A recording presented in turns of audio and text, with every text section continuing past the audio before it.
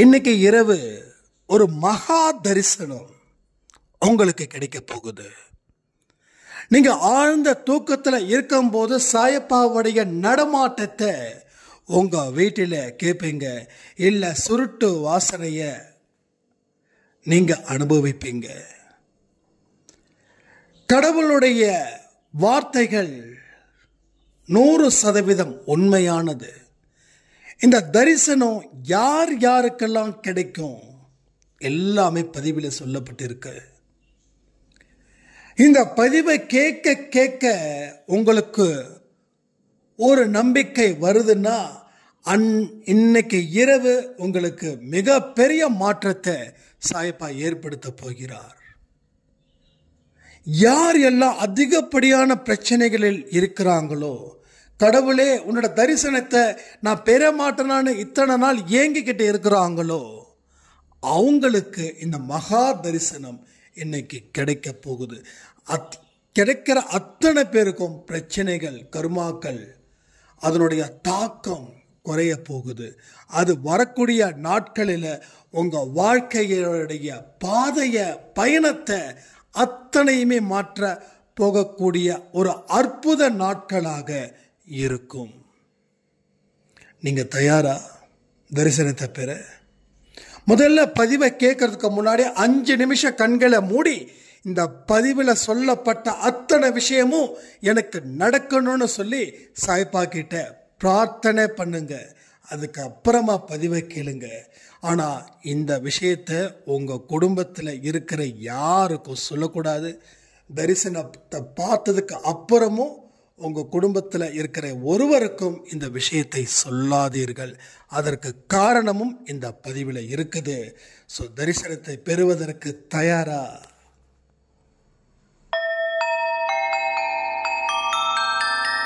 ஓம் சாயிரா சாயிரா, ஓம் சாயிரா சாயிரா, ஓம் சாயிரா சாயிரா, அன்பே சாயிரா, பேரன்பே சாயிரா, அகிலம் தளிக்க ஆத்மா விழிக்க அனுதினம் சாயிரா, எங்கள் அன்பே சாயிரா.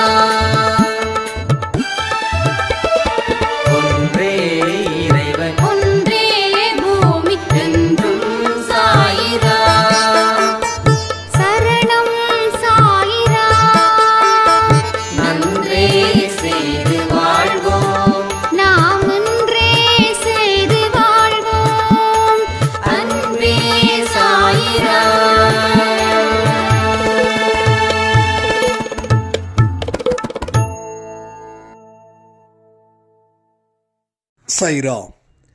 என் உயிரின் உயிரானவர்களே, சாயப்பாவுடைய நடமாட்டம் என்னுடைய வீட்டில் இன்று இரவு நான் கேட்கணும் அப்படின்னு ஆர்வமா இருக்கேன். என்னுடைய பிரச்சனைகளை அவர் தீர்க்கலைனாலும் பரவாயில்ல, பட் அவருடைய நடமாட்டம் இல்லை, அவர் குடிக்கிற அந்த சுருட்டு வாசனை எனக்கு கண்டிப்பா அது தெரியணும், தெரிஞ்சே தீரணும். நான் மிகுந்த மனவேதனையில இருக்க, அவருடைய குழந்தையா நான் இருக்கிற இந்த நிமிஷம் வரைக்கும் நான் பொறுமையோட நம்பிக்கையோட என்னுடைய பிரச்சனைகள் லட்சம் இருந்தாலும் தொடர்ந்து 6 மாசமா அன்பே சாய் பதிவுகளை கேட்டுக்கிட்டு மனசை ரொம்ப குளிர்ச்சியாகவே நான் வச்சிருக்கேன்.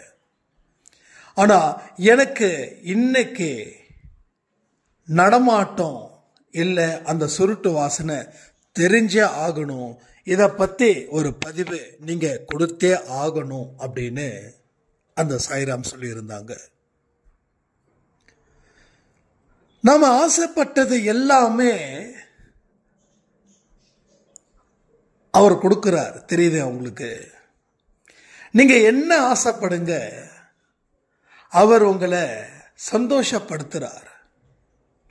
நாம எந்த ஒரு விஷயத்தையும் கேட்டுட்டு அதுக்கப்புறம் அங்க கவனத்தை வைக்கல.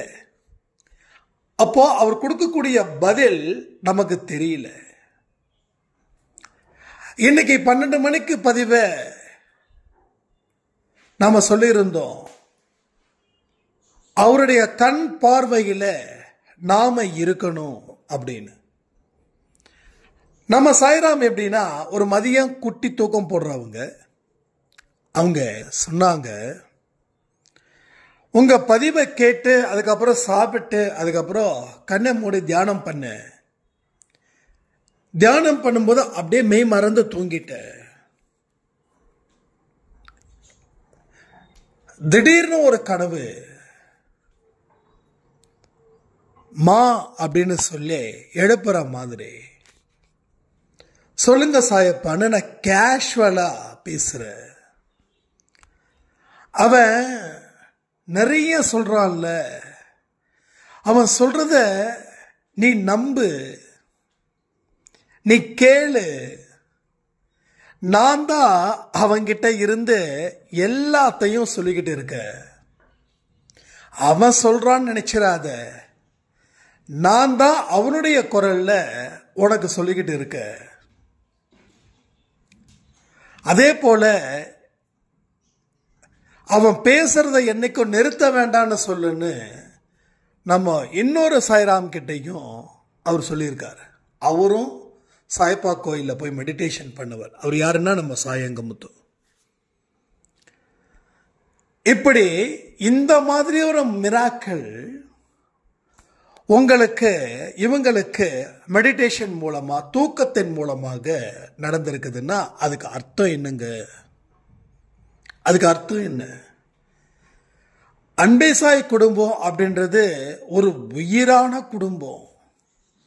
இங்க யாரு சுத்தமான மனசோட வாழ்க்கைய வாழ ஆரம்பிக்கிறாங்களோ, அவங்க என்ன எல்லாம் கேட்டாங்களோ அது எல்லாமே அவர் செஞ்சு தருவார். அப்போ அவருடைய நடமாட்டத்தை நான் காண வேண்டும் அப்படின்னு சொல்லி நீங்க முடிவு பண்ணுங்க. அப்படின்னா நீங்க ஆழ்ந்த தூக்கத்துல இருக்கும்போது அந்த நடக்கக்கூடிய சத்தத்தை நீங்க கேட்டு கண் விழிப்பீர்கள். இது சத்தியமான உண்மை. இது சத்தியமான உண்மை. அப்போ உங்க வாழ்க்கையில இன்னைக்கு ஒரு பெரிய அதிசயம் நடப்பதற்கு உண்டான ஒரு வாய்ப்பாக கூட அமையலாம். ஒரு கணமும் உங்களை அவர் நெஞ்சிலே சுமக்கிறார். உங்க ஆசைகளை நிறைவேற்றணும்னு சொல்லி அவர் துடியா துடிக்கிறார்.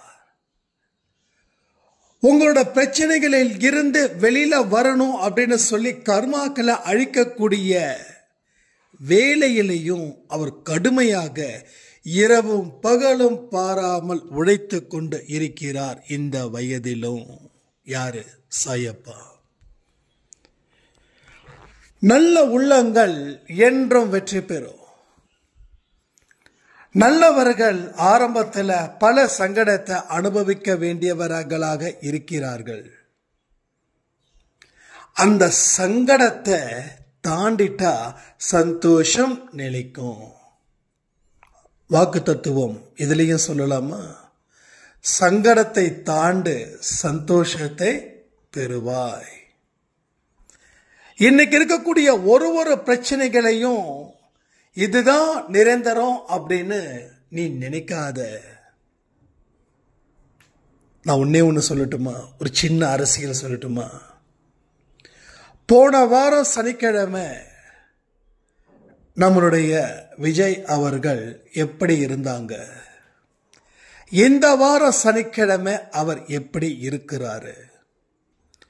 கண்ணை மூடி கண்ணை திறக்கிறதுக்குள்ள என்ன நடக்குதுன்றத கடவுளுக்கு மட்டும்தானே தெரியுது. அப்போ எதுவும் இங்க நிரந்தரம் இல்லை, எல்லாமே மாறும். போன வாரம் காலையில அவர் சந்தோஷமா இருந்தாரு, இந்த நாள் காலையில் அவர் துக்கத்தில் இருக்காரு. அப்போ அடுத்த வாரமும் இப்படியே இருக்க மாட்டார். இன்னும் சந்தோஷத்தோட இன்னும் பலத்தோட இருக்கிறதுக்கு வாய்ப்பு இருக்கு இல்லையா? அப்போ மனுஷனுடைய வாழ்க்கை நிரந்தரம் இல்லை. அவன் பெற்ற இன்பமும் சரி, அவன் பெற்ற துன்பமும் சரி, ஒரு கணக்குக்காக தான் அது நடக்குது. நம்ம எவ்வளவு மார்க் வாங்குறோம்னா எவ்வளவு படிச்சிருக்கோமோ அவ்வளவுதான். 10 மார்க் வாங்கினாலும் 10 மார்க் தான் படிச்சிருக்கோம். 100 மார்க் வாங்கினாலும் 100 மார்க் தான் படிச்சிருக்கோம். அப்போ நமக்கு இன்பமும் துன்பமும் ஒரு கணக்கின் படி. அது எந்த கணக்கின் படினா, நாம எந்த மாதிரியான ஒரு வாழ்க்கையை நாம வாழ்ந்திருக்கோமோ அதற்கு தகுந்த மாதிரி இன்பமும் துன்பமும் இங்க இருக்குது. ஆனா இது நிலையானது இல்லை, இது நிரந்தரமானதும் இல்லை, இது தற்காலிகமானது. வாழ்க்கையில் உயர பறப்பவர்கள் கீழே இறங்கி தான் மறுபடியும் பறக்கணும். அதே இடத்துல பறக்க முடியாதுங்க. அதே இடத்துல என்னைக்கும் பறக்க முடியாது. அப்போ அதே போல நாம கடவுள் நமக்கு அதிசயம் செய்ய மாட்டாரு, அற்புதம் செய்ய மாட்டாரு, என்னுடைய பிரச்சனைகள் தான் இப்படி இருக்குதுன்னு நினைக்காதீங்க. உங்களுடைய மனசுல அந்த ஆசை இருந்துச்சுன்னா இன்னைக்கு இரவு அவருடைய நடமாட்டத்தை நீங்கள் அறிந்து கொள்ள முடியும். இன்னைக்கு இரவே சொல்றேன், நான் நாளைக்கு கூட டைம் சொல்லல. இன்று இரவு அவருடைய நடமாட்டத்தையோ அல்லது சுருட்டின் வாசனையோ அல்லது வேறு சில விஷயங்கள் மூலமாகவோ அவரை அறிந்து கொள்ள முடியும். இது எல்லாருக்கும் சாத்தியமா? இது எல்லாருக்கும் சாத்தியமா? நான் ஒன்று சொல்றேன், பதிவை கேட்டு அதில் சந்தோஷமும் நிம்மதியும் இன்னைக்கு ஒரு மகா தரிசனம் எனக்கு இருக்குதுன்னு யாரு மனதார நினைக்கிறாங்களோ அவங்களுக்கு இது சாத்தியம். எந்த அளவுக்கு உறுதியா நீங்க நம்புறீங்களோ அதே உறுதியோடு இந்த தரிசனத்தை இன்னைக்கு இரவு நீங்க பார்க்க முடியும். ஆனா முழிச்சுக்கிட்டே இருந்தா பார்க்க முடியாது. முழிச்சுக்கிட்டே இருந்தா பார்க்க முடியாது. இது தூங்கும் போதுதான் இது நிகழும். ஏன்னா அப்படிதான் இங்க நிறைய பேருக்கு நிகழ்ந்திருக்குது. அந்த தூக்கம் எப்படி இருக்கணும்?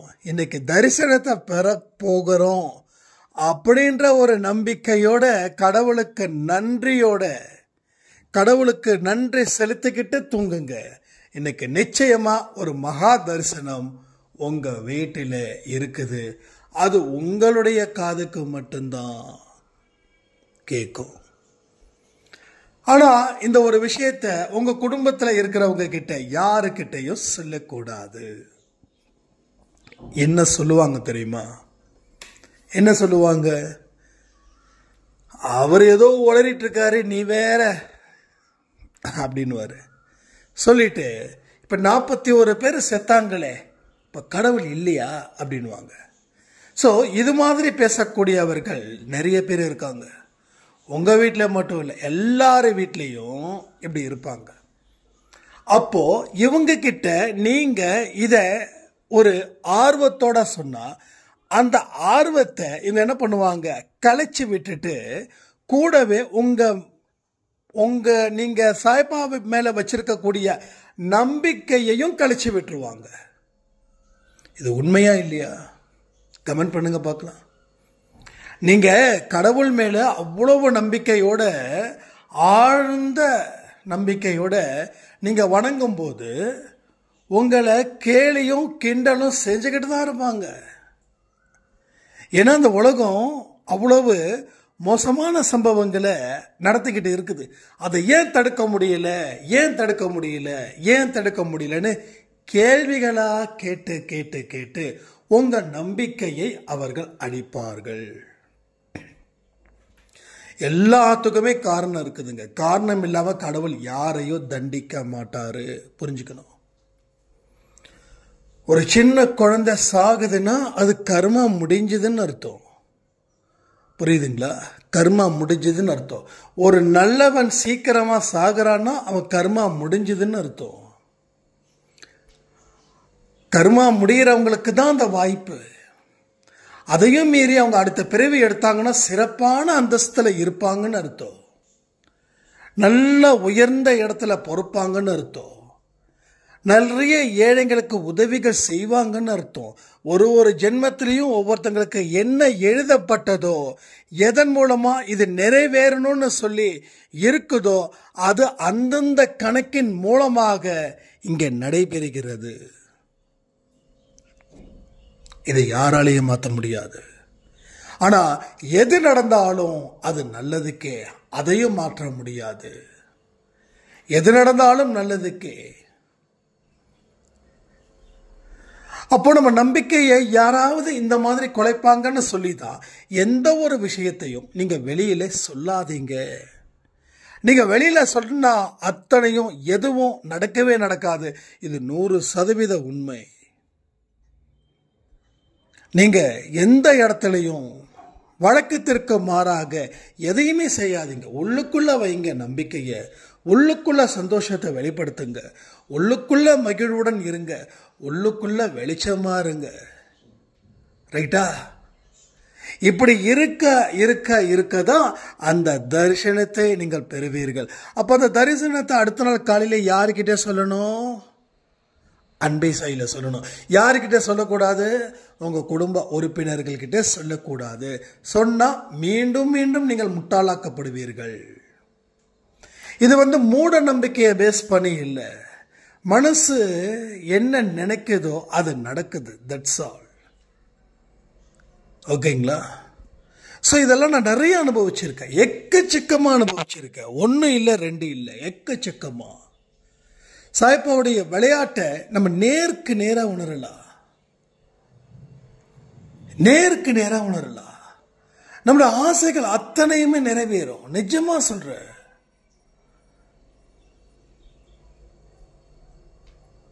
எதை சரி பண்ணணும், எந்த கோயிலுக்கு போனா சரியாகுன்றதை தாண்டி எந்த மாதிரி மனச நம்ம சரி பண்ணா தயாராகணுன்றது தான் நாங்க பேசிட்டு இருக்க. இழப்புகள் ஏராளம். எஸ். அப்போ பெறுவதும் தாராளம். ஏன் இந்த சித்தாந்தத்தை உங்களால கொண்டுக்க முடியல? இழப்புகள் ஏராளம், ஆனா பெறுவதோ தாராளம்.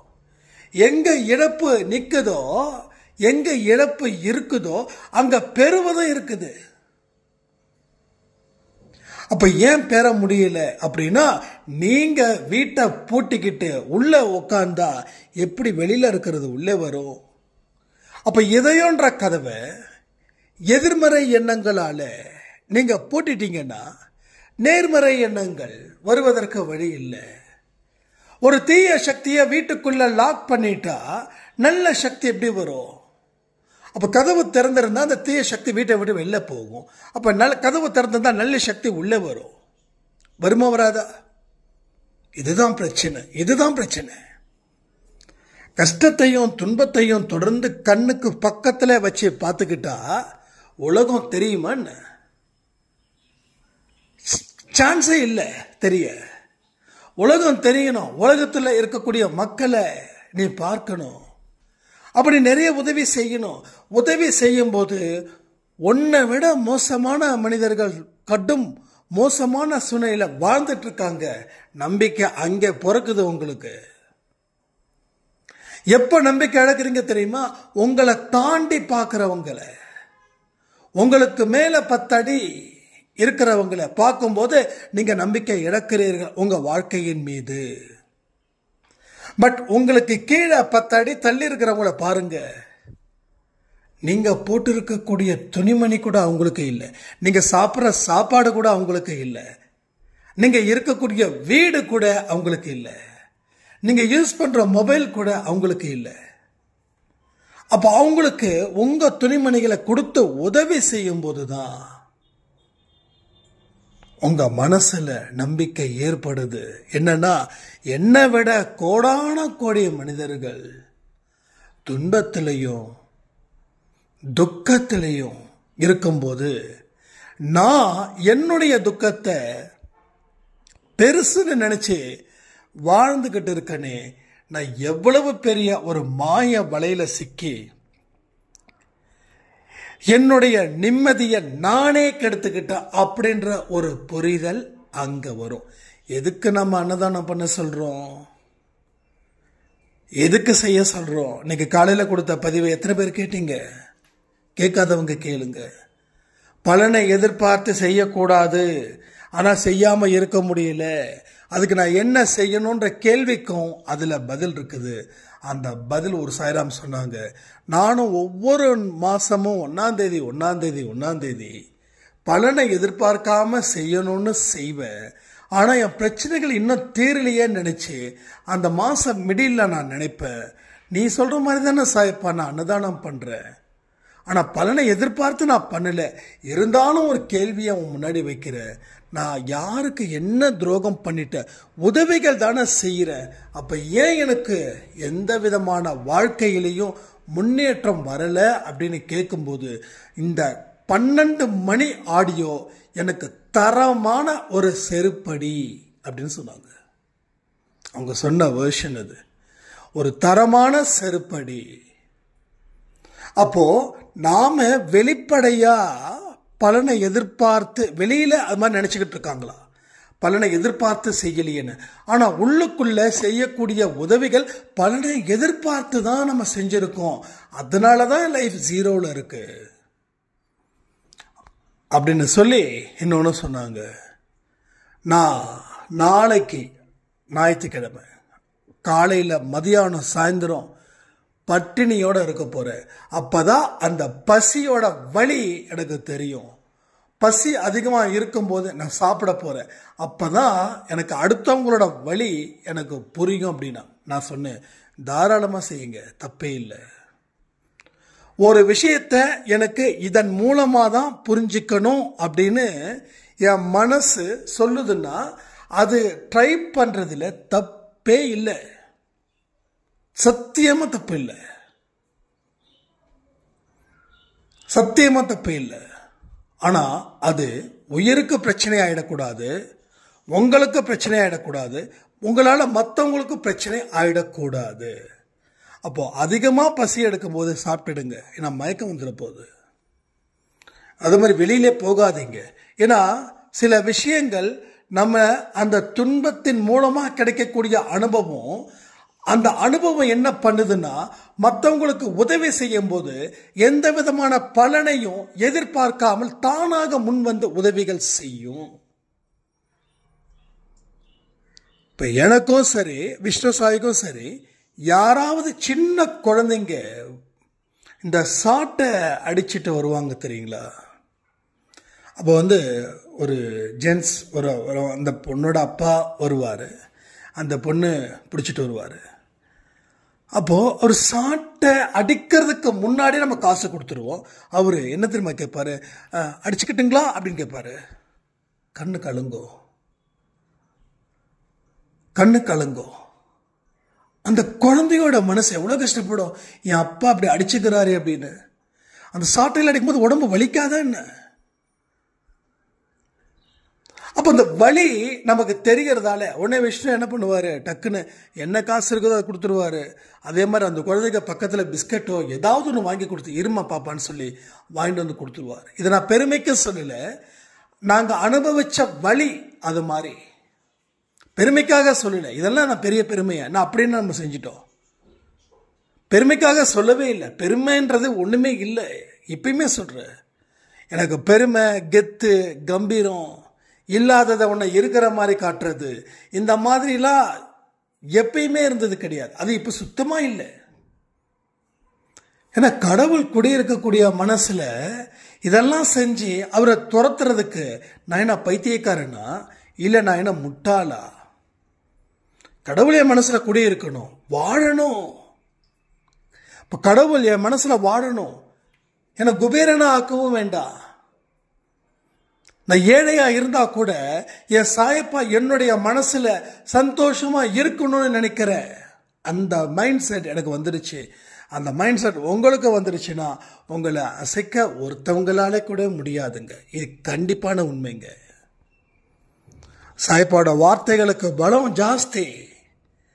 அவருடைய வாழ்க்கையில நிறைய விஷயங்களை நீங்க கேள்விப்படணும் அப்படின்னா சச்சரித்திரம் படிக்கணும். படிக்கும் போது அதுல இருக்கக்கூடிய வார்த்தைகளை கவனிங்க, அதை வாழ்க்கையா ஆக்குங்க. உங்க வாழ்க்கை மற்றவங்க வாழ்க்கையோட கம்பேர் பண்ணும்போது மிக மிக மிக தொலைவில் இருக்கும். அப்போ உங்களை யாராலையும் பார்க்க முடியாத அளவுக்கு நீங்கள் வாழ்ந்துக்கிட்டே இருப்பீங்க. கழுகு எவ்வளவு தூரம் பறக்குது? ஒரு புறாவாலையோ ஒரு காக்காவாலையோ ஒரு குருவியாலையோ பறக்க முடியுமா? அப்போ மற்றவங்க காக்காவா இருக்கலாம், குருவியா இருக்கலாம், புறாவா இருக்கலாம், இன்னும் சிறிய சிறிய பறவைகளா இருக்கலாம். ஆனா நீங்களோ கழுகு போல பறப்பீர்கள். கழுகு போல பறப்பீங்க. அந்த கழுகு கீழே இருக்கும்போது இந்த காக்கா அப்பப்போ கொத்தும், அப்பப்போ விளையாடும். அப்ப கழுகு எதிர்த்து சண்டை போடாது. என்ன அதுக்கு தெரியும் அதனோட பவர் எப்படின்னு. காக்காவுக்கு என்னமோ அதுக்கு தெரியாது. அதனால காக்கா கொத்தும், காக்கா துரத்தும். ஒரு 10 அடி கொஞ்சம் ரெக்கையை விரிச்சு கொஞ்சம் மேலே போயிடுச்சுன்னா காக்காவால் பறக்க முடியாது. அப்போ உங்களுடைய திறமைகள் அப்படின்றது உங்களுக்கே தெரியல. உங்களுக்கு தெரிஞ்சிடுச்சுன்னா இப்ப இருக்கக்கூடிய துன்பங்கள் துன்பங்களாகவே இருக்காது. இந்த ஒரு துன்பத்தையும் ஒரு படிக்கட்டா மாற்றி அமைத்து அதன் மீது ஏறி வெற்றி கொடியை நீங்கள் நாட்டுவீர்கள். கடவுள் என்னைக்குமே உங்களை கைவிட மாட்டார். என்னைக்கு கடவுளுடைய வழியில உங்க வாழ்க்கை இருக்கோ அப்போ உங்க வாழ்க்கையை எந்த காரணத்தை கொண்டும் கடவுள் உங்களை விடவே மாட்டார். அப்ப எல்லாத்துக்குமே ஆழ் மனசுல இருக்கக்கூடிய நம்பிக்கை. இன்னைக்கு 3 மணிக்கு சாய் 365ல ஆழ்ந்த நம்பிக்கை எப்படி ஏற்படணும்னு சொல்லி கேள்வி பதில்ல நான் சொல்லியிருந்தேன். அதை தயவு செய்து பாருங்க. 5 நிமிஷம் 6 நிமிஷம் தான் வரும். நான் உங்க நேரத்தை ஜாஸ்தியெல்லாம் எடுத்துக்கல, இதுவே ரொம்ப ஜாஸ்தி. இன்னும் எல்லா சேனல்லையும் நான் கொடுத்துட்டு தான் உங்க வேலையை யார் பார்ப்பாங்க? அதெல்லாம் மற்ற சேனல்ஸ்லாம் சும்மா ஊர்க்கா தொட்டுற மாதிரி தொட்டுக்கோங்க. அதாவது மற்ற சேனல்ஸ்லாம் மற்றவங்க சேனல்ஸ் இல்லை, நம்ம சேனல்ஸ், நம்ம ஃபேமிலியில் இருக்கக்கூடிய சேனல்ஸ். ஊர்க்கா தொடுற மாதிரி தொட்டுக்கோங்க. என்ன அதுவும் ரொம்ப முக்கியம். ஊர்க்காவும் முக்கியம், முழு மீல்ஸும் முக்கியம். அப்போ 4 நிமிஷம் பேசுறது சட்டுன்னு அந்த சப்ஜெக்டை பற்றி பேசிட்டு முடிச்சிடுறோம். பட் இது எல்லா விஷயத்தையும் டிஸ்கஷன் பண்ணி இங்கே முடிச்சு பொருளுரை, அந்த உரை, இந்த உரை, முடிவுரை முடிக்கிற வரைக்கும் இருக்கும். அப்போ கடவுளுடைய நடமாட்டத்தை அறிஞ்சிக்க முடியுமா முடியாதா? கமெண்ட் பண்ணுங்க. எத்தனை பேர் எஸ் நான் கண்டிப்பா எனக்கு ஒரு தரிசனத்தை டெஃபினட்டா நான் பார்ப்பேன் அப்படின்னு. ஸோ எத்தனை பேர் பார்க்குறாங்களோ அத்தனை பேருக்கும் அந்த தரிசனம் கிடைக்கணுன்றது என்னுடைய விருப்பம். ஆனால் அத்தனை பேரோட நம்பிக்கையும் அந்த அளவில் இருக்குமான்றது தான் என்னுடைய கேள்வி. எந்த அளவில் இருக்கணும்? 100 மார்க் வேணும்னா புக்கை ஃபுல்லாக படிக்கணும். ஒரு கிளாஸில் 30 பேருன்னா அந்த 30 பேரும் 100க்கு 100 மார்க் வாங்கிடுவாங்களா? அப்போ அதில் ஒரு 10 பேர் வாங்கலாம், மீதி 20 பேர் வாங்க மாட்டாங்க. இப்போ அந்த 10 பேர் யாருன்றது தான் இப்போ பெரிய கேள்வி. அப்போ 100% நம்பிக்கை வச்சா அந்த தரிசனத்தை பெற முடியும். அப்போ 100% நம்பிக்கை வைக்கிறதுக்கு தான் நாம் இந்த முயற்சிகள். நான் திரும்ப சொல்றேனே, ஒரு தேர்வில் நீங்க ஃபெயில் ஆயிட்டீங்கன்னா ஃபீல் பண்ணாதீங்க. இன்னைக்கு தரிசனத்தை பெற முடியல, நான் ரொம்ப கஷ்டப்பட்டு இருக்கேன், ஃபீல் பண்ணாதீங்க. ஃபீலிங்ஸால there is no use. ஃபீலிங்கால என்ன யூஸ் இருக்க போகுது? அடிக்கடி நம்ம சொல்லக்கூடிய ஒரு விஷயம் என்ன தெரியுமா? ரொம்ப கஷ்டமா இருக்கு, ரொம்ப ஃபீல் பண்றேன், நான் அப்படி திட்டிருக்க கூடாது, நான் அப்படி செஞ்சிருக்க கூடாது. எங்க இந்த ஃபீலிங்ஸால நீங்க கஷ்டப்படுறீங்கன்னா இதுல இருந்து என்ன லாபத்தை நீங்க அடைஞ்சீங்க?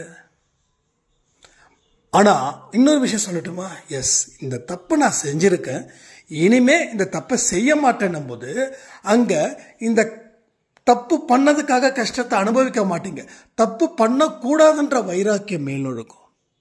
இப்போ கமெண்ட்ல பதில் சொல்லுங்க. நடந்ததை நினைச்சு ஃபீல் பண்றது நல்லதா, இல்ல இனி நடக்காதுன்னு நினைச்சு மனதை வைராக்கியமா ஆக்கி அடுத்த அடி எடுத்து வைப்பது நல்லதா?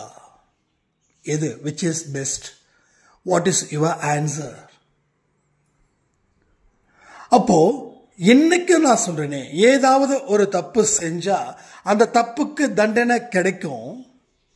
அந்த தப்பு செய்யறதால நான் ஃபீல் பண்ணல, ஏன்னா தண்டனையில இருந்து தப்பிக்க முடியாது நல்லாவே தெரியும். ரெண்டாவது, தண்டனையை வாங்க தான் போறேன். அப்ப நான் ஃபீல் பண்ணி என்னுடைய நேரத்தை, என்னுடைய மனதை நான் காயப்படுத்திக்க விரும்பல. அதற்கு பதிலா இன்னமும் பலப்படுத்திக்க நான் விரும்புறேன். அப்போ எனக்கு வாழணுன்ற வைராக்கியம் வருது. ஆக இந்த மாதிரி தப்புகளை நம்ம செய்யக்கூடாதுன்ற ஒரு புரிதலும் அங்க வருது. மனசை காயப்படுத்தினா என்ன ஆகும்? உடம்ப நீங்க காயப்படுத்திக்கிட்டீங்கன்னா அது உங்களுக்கு நஷ்டமா இல்லை லாபமா? கமெண்ட். நஷ்டம் தானே. காலை செவுத்துல போயிட்டு அடின்னு அடிச்சா நஷ்டமா லாபமா? உங்க கணவர் உங்களை திட்டி வீட்டை விட்டு போறாருன்னு வச்சுக்கோங்க, கோபத்துல தலையில பொத்து பொத்து பொத்துன்னு இல்ல நெஞ்சில பொத்து பொத்து பொத்துன்னு அடிச்சுக்கிட்டா லாபமா நஷ்டமா? என்ன ஆன்சர் பண்றீங்க? அப்போ நஷ்டத்தை ஏன் ஏற்படுத்திக்கணும்? இனி என்னுடைய கணவரை நான் இந்த மாதிரி கோபப்படுத்த கூடாது அப்படின்னு நினைச்சு வாழ்றது புத்திசாலித்தனமா இல்லையா? இப்ப நீங்க தலையில அடிச்சுக்கிட்டு இல்ல நெஞ்சில அடிச்சுக்கிட்டு மறுபடியும் உங்க கணவர் வரும்போது, உங்களை பார்க்கும்போது, நீங்க சோகத்தின் உச்சத்துல இருக்கும்போது அவர் திரும்பவும் சொல்லுவார், பண்றதெல்லாம் பண்ணிட்டு நீ ஏன் அப்படி மூஞ்ச தூக்கி வச்சுட்டு இருக்கன்னு கேட்பாரா? கேட்க மாட்டாரா? எத்தனை வீட்டை கேட்டிருக்காங்க. இப்ப மறுபடியும் பிரச்சனை ஸ்டார்ட் ஆகுது, ரைட்? இப்போ வந்ததுக்கு அப்புறம் எங்க சாரி, இனிமே இப்படி பண்ண மாட்டேன், தப்பு என் மேலதான், எனக்கு தண்டனை கொடுக்கறதுக்கு விருப்பம் இருந்தா தண்டனை கொடுங்கன்னு சொல்லி பாருங்க. அந்த இடத்துல கோபங்கள் குறையும். இல்லைன்னா சார் நஷ்டம் தான். நஷ்டன்றது அழிவு, லாபம்ன்றது வளர்ச்சி. ஆனா எது நஷ்டம் எது லாபம்னு தெரியாம நஷ்டத்தை எல்லாம் லாபமா பார்க்கிறோம், லாபத்தை எல்லாம் நஷ்டமா பார்த்துட்டு இருக்கிறோம். அந்த பிடிக்காத ஒரு விஷயம் என்ன தெரியுமா? அந்த ஸ்டேட்டஸ். சந்தோஷமா இருக்கும்போது வைங்க, அது சந்தோஷத்தை கொடுக்குது. அது என்ன, உங்க வீட்டில் கணவனுக்கும் மனைவிக்கும் ஒரு பிரச்சனை வந்துருச்சுன்னா உடனே ஸ்டேட்டஸை வச்சு ஊரெல்லாம் தம்பட்டு அடிக்கிறது அசிங்கமா இல்லையா நமக்கு? சொல்லுங்க. அப்ப யாருக்கு ஸ்டேட்டஸ் வைக்கணுமோ அவங்களுக்கு மட்டும் ஸ்டேட்டஸ் வைங்களேன். ஏன் எல்லாத்துக்கும் ஊருக்கே காட்டுறீங்க? இதனால என்ன லாபம் அடைய போறீங்க? இதனால என்ன சொல்ல வரீங்க? உங்க ஸ்டேட்டஸை நீங்க கெடுத்துக்க விரும்பியே இந்த வேலையை நீங்க செய்றீங்க. ஸோ நஷ்டத்தை ஏற்படுத்திக்கிட்டே இருக்கிறோம். அப்ப லாபத்தை சந்தோஷம் இல்லையா? அப்ப லாபத்தால சந்தோஷம் இல்லை, அப்ப நஷ்டத்தால சந்தோஷம். அப்படின்னா நம்மள யார் தெரியுமா? வி ஆர் இன் சைக்கோஸ். சைக்கோன்னு தெரியுமா? யாராவது நம்ம சைக்கோன்னு சொன்னா நம்ம பொங்கி எழுவோம், தெரியுங்களா? தெரியாதா? பொங்கிடுவோம். ஆனா நம்ம சைக்கோவா இருக்கிறோம். நாம சைக்கோவா இருக்கிறதால தான் நம்ம ஆக்ஷன்ஸ் எல்லாம் வேற மாதிரி இருக்கு. துணிஞ்சிருங்க. வாழ்க்கையில பெரிய பெரிய பெரிய பெரிய இதெல்லாம் நம்மளால செய்ய முடியலன்னு நினைக்காதீங்க. சின்னதா செய்யுங்க. பெரிய விஷயங்கள் ஆட்டோமேட்டிக்கலி உங்க லைஃப்ல வரும். அது மிகப்பெரிய வளர்ச்சியை கொடுக்கணும்னு சொல்லி எல்லாருக்கும் சாயப்பாவுடைய தரிசனமோ அவருடைய நடமாட்டமோ இல்லை அவருடைய குரலோ இல்லை அவருடைய சுருட்டு வாசனையோ கிடைக்கணும்னு சொல்லி பிரார்த்தனை பண்ணி இந்த பதிவை நான் முடிக்கிறேன். ஜெய் சாய்ராம்.